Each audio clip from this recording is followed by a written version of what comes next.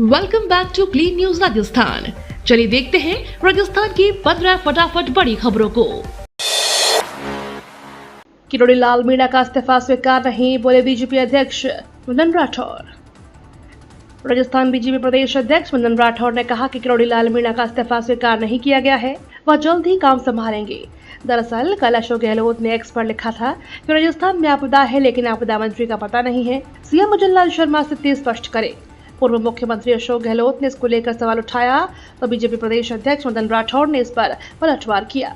राठौर ने मीणा के इस्तीफे की अटकलों को खारिज करते हुए कहा कि मीणा का इस्तीफा स्वीकार नहीं हुआ है, जल्द ही मीणा काम पर लौटेंगे। इसके साथ राठौर ने प्रदेश में आई इस आपदा पर आमजन से सावधानी बरतने की अपील की है। राजस्थान में बिजली उपभोक्ताओं को मिलेगी बड़ी छूट। पीएम सूर्य घर योजना में रूफटॉप सोलर को बढ़ावा देने के लिए राज्य सरकार अपनी तरफ से सब्सिडी दे सकती है। ऊर्जा राज्य मंत्री हीरालाल नागर ने राजस्थान अक्षय ऊर्जा बिजनेस प्रमोशन सम्मेलन में मीडिया से सवाल पर इसकी संभावना तलाशने की बात कही। अभी राजस्थान में 8,141 उपभोक्ताओं की छतों पर ही पैनल लगाए हुए हैं, जबकि पड़ोसी राज्य गुजरात में 1,23,000 रुपए तक पहुंच गया है। उत्तर प्रदेश, जम्मू कश्मीर सहित कुछ राज्य भी सब्सिडी दे रहे हैं। योजना के तहत केंद्र अधिकतम 78,000 सब्सिडी दे सकती है। ऐसे में ऊर्जा विभाग इस योजना को अभियान के रूप में आगे बढ़ाने को काम कर रहा है। इसी के तहत हर जिले में आदर्श सौर ग्राम बनाए जाएंगे, इसमें अनुदान करेंगे। राजस्थान में बारिश से हाहाकार, 3 जिलों के लिए रेड अलर्ट जारी। राजस्थान के लिए इस साल का मानसून कई जिलों के लिए तबाही लेकर आया है। बीते दिनों से लगातार भीषण बारिश कई जिलों में हाहाकार मचा चुकी है। अभी तक भारी बारिश के चलते 2 दर्जन से ज्यादा लोगों की मौत हो चुकी है। साथ ही आने वाले दिनों में भी बारिश का कहर थमने का नाम नहीं ले रहा। राजस्थान के 3 जिलों में अति भारी बारिश की संभावना है। साथ ही 12 जिलों में तेज बारिश की संभावना जताई गई है। वहीं तेज बारिश के चलते राजस्थान के 5 जिलों में स्कूलों की छुट्टी के आदेश जारी हुए हैं। राजस्थान के मुख्यमंत्री भजनलाल शर्मा भी प्रदेश के दौरे पर ही हैं। प्रेग्नेंट महिलाओं के लिए खुशखबरी। राजस्थान में रक्षाबंधन से पहले सरकार ने गर्भवती महिलाओं को बड़ी सौगात दी है। अब सभी गर्भवती महिलाओं को मुफ्त सोनोग्राफी की सुविधा मिलेगी। राजस्थान के मुख्यमंत्री मां वाउचर योजना पूरे राज्य में लागू कर दी है। इस योजना को पहली मार्च में पायलट प्रोजेक्ट के तौर पर कुछ जिलों में शुरू किया गया था। अब पूरे राजस्थान में इसकी सुविधा उपलब्ध होगी। इस योजना से सरकारी और कुछ प्राइवेट सेंटरों पर भी मुफ्त सोनोग्राफी करवाई जा सकेगी। सरकारों के अनुसार गर्भवती महिलाओं को उनके मोबाइल नंबर पर एसएमएस के जरिए QR कोड आधारित ई वाउचर मिलेगा। उस वाउचर को देकर किसी भी सूचीबद्ध निजी सेंटरों में वे निःशुल्क सोनोग्राफी करा सकेंगी। राजस्थान में आधी रात 1 दर्जन हिरणों को मारा, लाशें क्षत-विक्षत। राजस्थान के बाड़मेर जिले में रविवार देर रात को शिकारियों ने कथित तौर पर 1 दर्जन हिरणों को मार डाला। चौहटन की सर्किल ऑफिसर कृतिका यादव ने बताया कि वरिष्ठ वन अधिकारियों और पुलिस को सोमवार को इस घटना की जानकारी मिल गई है। इस मामले में एक व्यक्ति को हिरासत में लिया गया है। हिरणों में अब तक 9 शव बरामद किए गए हैं, बाकी डेड बॉडीज का अभी तक पता नहीं चल सका। इस घटना को लेकर लोगों में भारी आक्रोश है। ग्रामीणों के अनुसार शिकारियों ने कथित तौर पर 13 हिरणों को मारा, लेकिन केवल 9 के ही शव बरामद हुए। हिरणों की हत्या के पूरे इलाके में विरोध प्रदर्शन हुए और वन्य जीव संरक्षणकारियों ने इसमें शामिल लोगों के खिलाफ सख्त हिदायत की मांग की है। लोगों का कहना है कि हिरणों के पैर बंधे हुए थे और कुछ शव क्षत-विक्षत थे। रेल प्रशासन में मचा हड़कंप। देहरादून से कोटा आने वाले Nanda Devi AC superfast express Bharatpur व सवेर स्टेशन के बीच अचानक 2 हिस्सों में बंट गई है। घटना की सूचना मिलते ही रेलवे प्रशासन में हड़कंप मच गया। हादसे से रेल यात्रियों को तेज झटका लगा है और ट्रेन रुक गई। रेल यात्रियों ने बताया कि ट्रेन 2 हिस्सों में अलग अलग होने से हिस्से में लाइट व एयर कंडीशनिंग बंद हो गई और ट्रेन धीरे धीरे रुक गई। जबकि काफी देर ट्रेन नहीं चली तो यात्रियों ने कोच से नीचे उतरकर देखा तो ट्रेन के कुछ डिब्बे ही ट्रैक पर खड़े थे। रेल का इंजन व अगला हिस्सा आगे जा चुका था। इसके बाद यात्रियों को हादसे का पता चला। रक्षाबंधन से पहले रेलवे ने दी बड़ी खुशखबरी। राजस्थान के लोगों के लिए भारतीय रेलवे की ओर से बड़ा तोहफा दिया गया है। अब डीडवाना, नागौर, जोधपुर और चूरू जिलों में रेल यात्रियों के लिए खुशखबरी है। अब यात्रियों को गोरखपुर, अयोध्या के लिए सीधी ट्रेन मिल सकेगी। रेलवे की ओर से जोधपुर गोरखपुर के बीच 15 अगस्त को स्वतंत्रता दिवस के दिन साप्ताहिक स्पेशल ट्रेन का संचालन किया जा रहा है, जो कुल 7 फेरे लेगी। यह ट्रेन जोधपुर से रवाना होकर नागौर, डीडवाना और चूरू जिलों से होकर गुजरेगी। रणथंभौर में फंसे 100 लोगों को किया गया रेस्क्यू।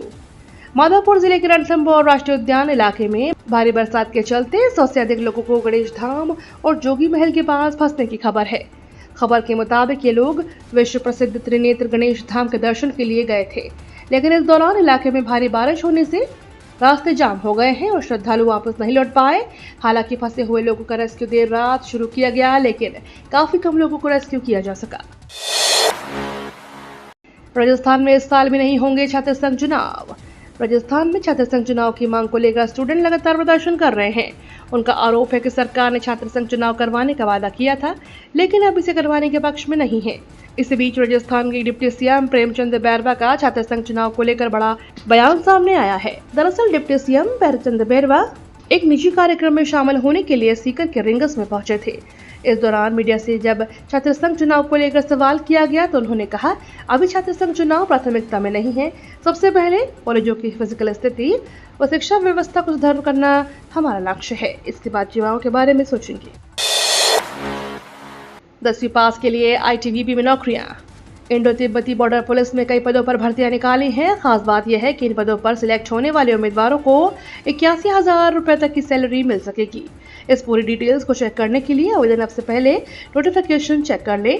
आपको बता दें, आवेदन प्रक्रिया कल से शुरू हो चुकी है। जो भी अभ्यर्थी आवेदन करना चाहते हैं वो ITBP की आधिकारिक वेबसाइट पर जाकर आवेदन कर सकते हैं।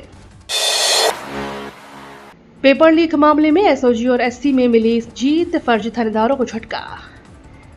राजस्थान में SI पेपर भर्ती लीक मामले में बड़ा अपडेट आया है। सुप्रीम कोर्ट ने जस्टिस PS नरसिम्हा के नेतृत्व वाली खंडपीठ ने याचिका खारिज की। निचली अदालत को लेकर हाईकोर्ट के फैसले को गया बहाल। जिन ट्रेनी SI को गिरफ्तार किया गया था, पूरा प्रकरण सुनने में सुप्रीम कोर्ट ने SOG के पक्ष में फैसला दिया। सुप्रीम कोर्ट ने इस मामले में अभियुक्तों की ओर से दायर विशेष अनुमति याचिका को खारिज कर दिया। उनकी जमानत की अपील को ठुकरा दिया गया है।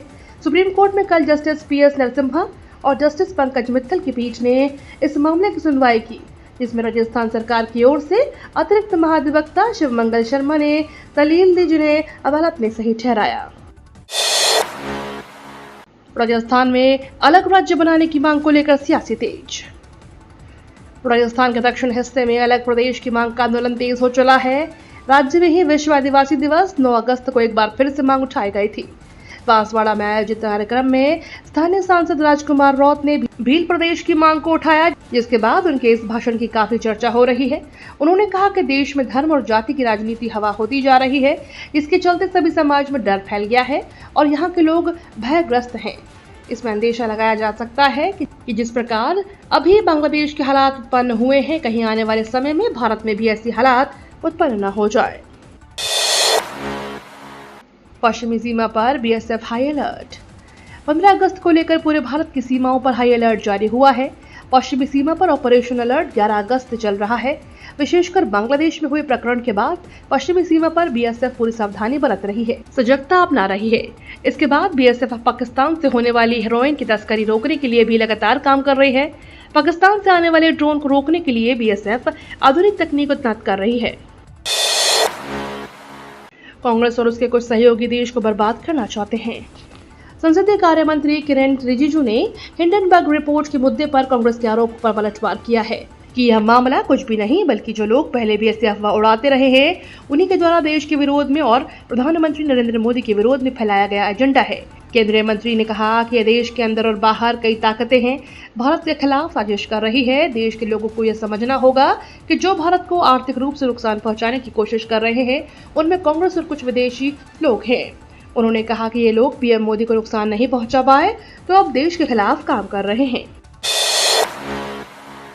बांग्लादेश की अंतरिम सरकार ने हिंदू समुदाय से मांगी माफी।